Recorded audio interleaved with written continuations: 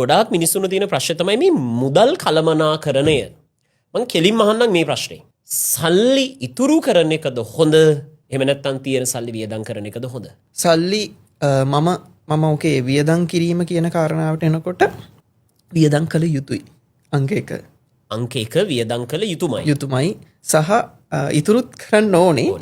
ඔක ටිකක් මේක ටිකක් තව එක්ස්පෑන්ඩ් කරලා මම උත්තරයක් දුන්නොත් වියදම් කරන්න කියලා කියන්නේ අපි මේ හම්බ කරන්නේ ඇයි කියන එක මුලින්ම දැනගෙන ඉන්න එපයි.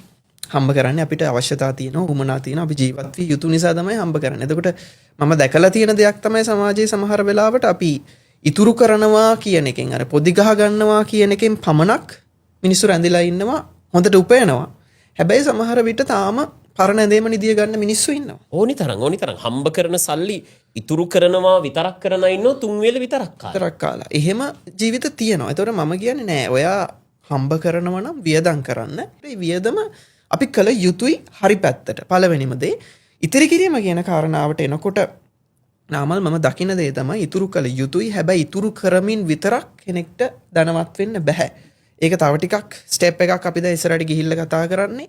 ඉතිරි කිරීම නෙවෙයි ඉතුරු කරපු දේවල් ආයෝජනය කරන. මුලින් ඉතුරු කරන්න ඕනේ අපි හිතමු සැලරි එකක් ගන්න කෙනෙක් මාසෙට රුපියල් 50000 ගාන ඉතුරු කරනවා කියලා.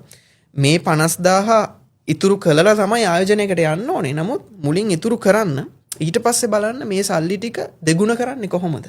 ගුණ කරන්නේ කොහොමද? එකතු කිරීමනේ අපි වැඩිපුර කරන්නේ ඉස්කෝලේදී. හැබැයි ලයිෆ් එකේදී මේ ධනවත් වෙනකොට එකතු කිරීම නෙවෙයි ගුණ කරන්නේ කොහොමද කියන එක ඉගෙන ගන්නවා. අපි ඉගෙන ගන්න